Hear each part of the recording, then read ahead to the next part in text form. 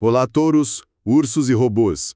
Sejam bem-vindos a mais uma análise aprofundada. Hoje é terça-feira, 10 de fevereiro de 2026, e a gente vai mergulhar no que aconteceu nos mercados. Olá, pessoal. E o dia hoje foi bem interessante, né? Um clima de sala de espera global. Exato. Sala de espera é a definição perfeita. Aqui no Brasil, uma pequena pausa depois do recorde histórico de ontem, e lá fora, principalmente nos Estados Unidos, o mundo inteiro parece que tá, sabe, roendo as unhas. Totalmente. Esperando por dois números que podem, assim, definir o rumo do dinheiro nas próximas semanas. E a nossa missão hoje, usando as notícias do Times Brasil, da CNN, do ADVFN e relatórios que a gente olhou da Avenue e do BTG Pactual, é justamente entender essa tensão. Por que a Bolsa Brasileira pisou no freio depois da festa de ontem? E que ansiedade é essa que domina Wall Street? Mesmo com a gente vendo o setor de tecnologia a todo vapor. Ok, vamos lá. Começando aqui pelo nosso quintal, pelo Brasil, ontem, segunda-feira, foi euforia pura. Ibovespa fechando acima dos 186 mil pontos pela primeira vez. Uma marca, assim, impressionante. Mas hoje o sentimento foi outro. Completamente outro. O movimento de hoje foi o de uma ressaca leve depois de uma grande festa. Uma queda de 0,14% no Ibovespa, fechando ali nos 185.978 pontos. É quase um empate técnico, né? É o que o mercado chama de ajuste. O mercado precisava dar uma respirada, digerir essa nova altitude. Ninguém sobe em linha reta para sempre, né? E mesmo nesse dia mais morno, a gente teve umas histórias bem distintas dentro da Bolsa. De um lado, as blue chips, as gigantes, Petrobras, os bancos. Ajudaram a segurar o índice. Sim, evitaram uma queda maior. Mas os verdadeiros protagonistas do dia, esses estavam em outros lugares. Tivemos uma estrela e um vilão bem claros. Exatamente. A estrela foi a Braskem, disparou mais de 7%. Esse é um movimento que parece ter a ver com notícias mais específicas da empresa, sabe? Meio descolado do humor geral do mercado. E o vilão? Já na outra ponta, tivemos a Eneva. Um tombo de quase 11%. Nossa. E aqui a história é bem clara. As fontes apontam que foi uma reação direta do mercado a uns preços teto definidos pela ANEEL para um leilão de energia. Frustrou as expectativas. É um lembrete de como um fator regulatório pode pesar, né? Demais. Mas, no geral, essa cautela toda do Ibovespa foi só o cansaço depois da alta de ontem ou teve mais coisa na mesa? Boa pergunta. Porque teve um dado importante que saiu hoje de manhã e ajudou a justificar essa pausa, a inflação. Isso. O IBGE divulgou o IPCA de janeiro. Veio com uma alta de 0,33%. Não foi uma grande surpresa, né? Veio em linha com o que o pessoal esperava. Não foi. Veio bem em linha, o acumulado em 12 meses ficou ali em 4,44%. O vilão do mês foi o grupo de transportes, muito por conta da alta da gasolina. Que subiu mais de 2%. Exato. E o interessante é a implicação disso. O dado não é forte o suficiente para tirar da mesa a expectativa de que o Banco Central vai começar a cortar a Selic em março. Isso é quase um consenso. Certo. A grande discussão no mercado agora, e a CNN destaca isso bem, é sobre a dose do remédio. O BC vai começar com um corte mais tímido, de 0,25 ponto percentual, ou já vai ser mais agressivo com 0,50. E essa dúvida já é suficiente para deixar o investidor com o pé atrás. Com certeza. E essa mesma cautela que segurou a Bolsa também deu uma ajudinha para o dólar, que vinha caindo sem parar. É verdade, hoje ele deu uma pausa para respirar. Exato. Subiu um pouquinho, 0,16%, fechou a 5,19%. Parece pouco, mas é simbólico, porque interrompe uma sequência forte de quedas. Ontem mesmo ele tinha atingido o menor valor em quase 2 anos. E foi só realização de lucros ou teve mais alguma coisa? Foi um misto. Teve a realização, mas também foi alimentado por um ruído que veio de Brasília. O famoso ruído político-econômico. As fontes mencionam declarações do ministro da Fazenda, Fernando Haddad, num evento do BTG Pactual.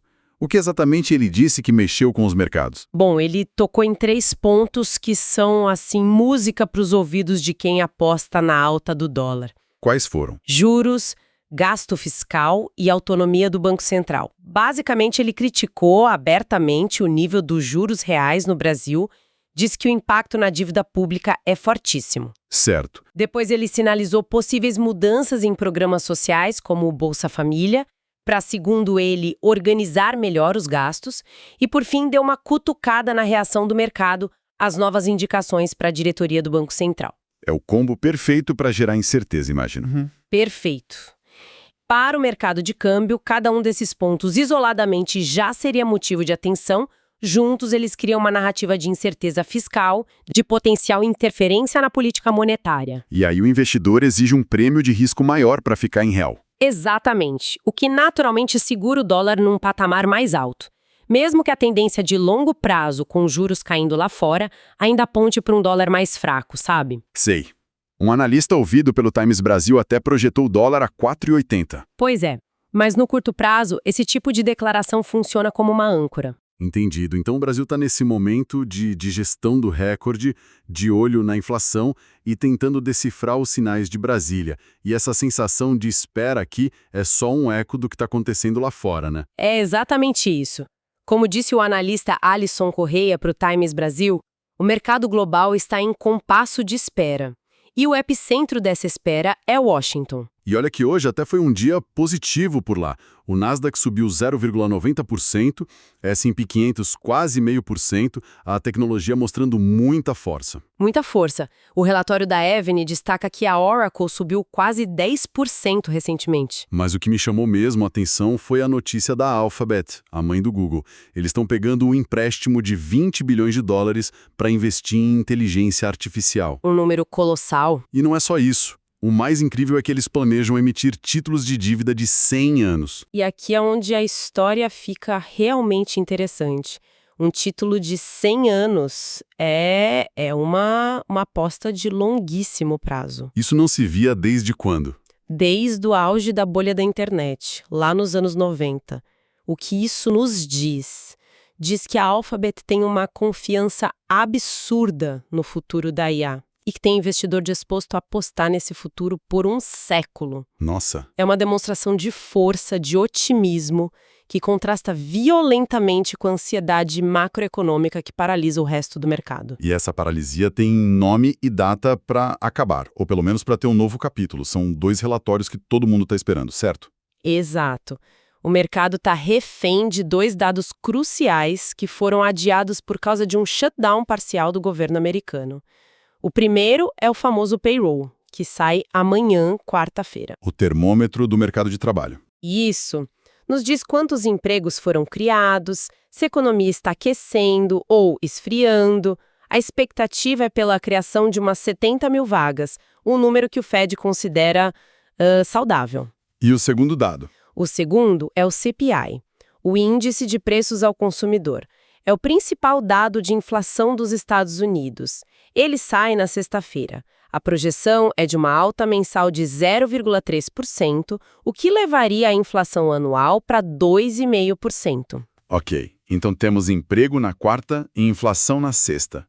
Por que o mercado está tão obcecado com esses 2 números, a ponto de ficar praticamente parado? Porque tudo, absolutamente tudo no mercado hoje gira em torno da próxima decisão do Federal Reserve, o Banco Central Americano. Sobre os juros. Exatamente. Esses 2 dados são as peças mais importantes do quebra-cabeça que o Fed usa para decidir o que fazer com os juros. A lógica é um cabo de guerra. Como assim? Se os números vierem muito fortes, muitos empregos, inflação alta, o mercado vai temer que o Fed pise no freio dos cortes de juros. Isso seria ruim para as ações.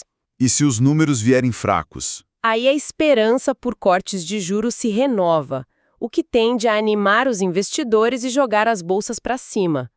O problema é que ninguém sabe o que vai sair desses relatórios. A incerteza que paralisa. Exato. E como disse o analista do Times Brasil, é um número muito importante, ainda mais agora com a troca no comando do Fed. Ninguém quer fazer uma grande aposta antes de ver as cartas na mesa. E enquanto os Estados Unidos estão nessa sala de espera, o resto do mundo parece meio sem rumo também? Perfeitamente. Na Europa, as bolsas fecharam sem direção única. Londres caiu um pouco, Alemanha e França subiram ligeiramente, cada um reagindo às suas próprias notícias. E na Ásia? Na Ásia, o grande destaque foi o Japão. O índice Nikkei subiu forte, mais de 2%, impulsionado por um fator bem local que o mercado apelidou de Trade Takaichi, ligado à vitória da política Sanai Takaichi. É um reflexo claro de que, enquanto o chefão não se decide, cada um dança a sua própria música. É isso. Os mercados regionais se apegam a histórias locais, mas sempre com um olho no que vai acontecer nos Estados Unidos. Certo. Então, se a gente for resumir o dia de hoje, o que podemos tirar de mais importante? O primeiro ponto, para mim, é a resiliência do nosso mercado. Sim, caiu, mas foi um movimento mínimo, um ajuste saudável depois de um feito histórico. Mostra que o pano de fundo ainda parece sólido. Parece. Apesar dos ruídos de Brasília, que sem dúvida adicionam complexidade, o fluxo de capital estrangeiro ainda sustenta. Faz sentido. O segundo ponto, que me parece o mais óbvio, é que o mundo financeiro virou refém de 2 relatórios americanos. A gente tem essa força impressionante da tecnologia, com a IA como grande motor. Mas no fim do dia, a política monetária do Fed ainda é o maestro que rege toda a orquestra. A ansiedade é palpável. E isso nos leva ao terceiro ponto. Preparem-se para a volatilidade. Exato. A direção dos mercados, não só para o resto da semana, mas talvez para as próximas semanas, pode ser definida pelo que o payroll nos disser amanhã e o CPI na sexta. O humor pode virar da água para o vinho muito rápido. Muito rapidamente. Essa espera toda levanta uma questão interessante. Uma das fontes mencionou algo que o presidente do nosso Banco Central, Gabriel Galípolo, observou recentemente. Ah, sim. Sobre o Brasil como destino defensivo. O Brasil tem se destacado assim, o que é bem contraintuitivo, né? É uma correlação atípica, para dizer o mínimo. O roteiro clássico é: o medo aumenta no mundo, o capital foge de mercados emergentes, como o nosso, e corre para a segurança do dólar. O famoso voo para a segurança. Isso. E o que o Galípolo aponta é que recentemente esse padrão parece ter sido quebrado em alguns momentos, com o Brasil servindo de refúgio. O que nos deixa com uma reflexão final. Exatamente. A pergunta que fica no ar é: enquanto esperamos esses dados americanos que podem chacoalhar tudo, será que a gente está testemunhando uma mudança estrutural? Um novo papel para o Brasil no cenário global? Um cenário onde aquele tradicional voo para a segurança em direção ao dólar está sendo desafiado, abrindo espaço para mercados como o nosso desempenharem um papel mais resiliente. Ou tudo isso seria só uma anomalia passageira, um momento específico que logo vai voltar ao normal. Uma excelente reflexão para ficarmos atentos nos próximos dias, especialmente depois de quarta e sexta-feira. E assim fechamos a nossa análise de hoje. Muito obrigado pela companhia de todos vocês, touros, ursos e robôs.